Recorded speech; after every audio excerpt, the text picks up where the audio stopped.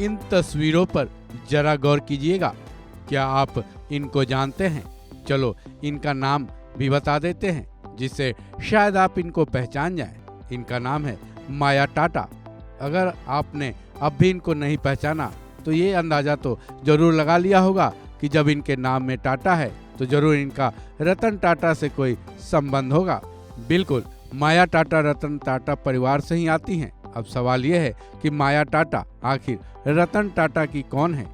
साथ ही सवाल ये भी है कि रतन टाटा के निधन से पहले आखिर माया टाटा का नाम इतने चर्चे में क्यों आया था।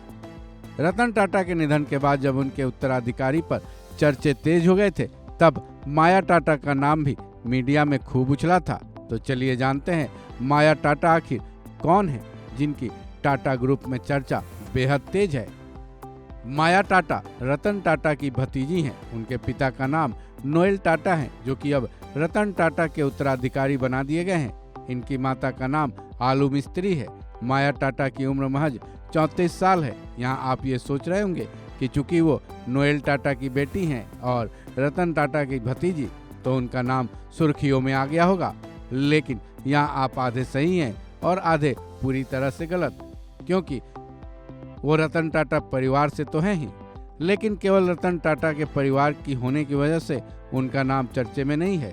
क्योंकि माया टाटा ने विदेश से अपनी पढ़ाई पूरी करने के बाद टाटा ट्रस्ट में अहम जिम्मेदारियां निभाई हैं। यही वजह है मीडिया में उनका नाम भी तब खूब सामने आया था जब रतन टाटा के उत्तराधिकारी चुने जाने की प्रक्रिया चल रही थी। माया टाटा की शिक्षा British business school Bayes business school से पूरी हुई थी। साथ ही वारविक यूनिवर्सिटी से माया टाटा ने डिग्री हासिल की है। माया टाटा की पढ़ाई भले ही विदेश में पूरी हुई हो, लेकिन उन्होंने अपने काम की शुरुआत टाटा ग्रुप के साथ ही की थी।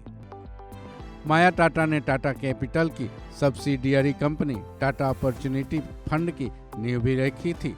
ये कहा तो यहाँ तक जाता है कि माया टाटा में बिजनेस के गुर कूट कूट कर भरे हुए हैं, क्योंकि अपने चाचा की कंपनी टाटा ग्रुप में मैनेजमेंट और इन्वेस्टमेंट की जिम्मेदारियों को माया टाटा ने बड़े ही तरीके से निभाया है।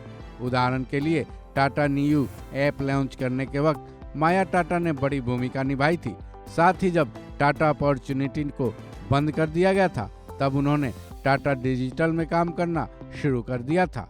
गौरतलब है कि रतन टाटा का निधन पिछले बुधवार यानी 9 अक्टूबर को हुआ था। 86 साल की उम्र में उन्होंने अंतिम सांस ली थी। इसके बाद पूरे देश में शोक की लहर दौड़ गई थी। वहीं उनको राजकीय सम्मान के साथ अंतिम विदाई भी दी गई थी।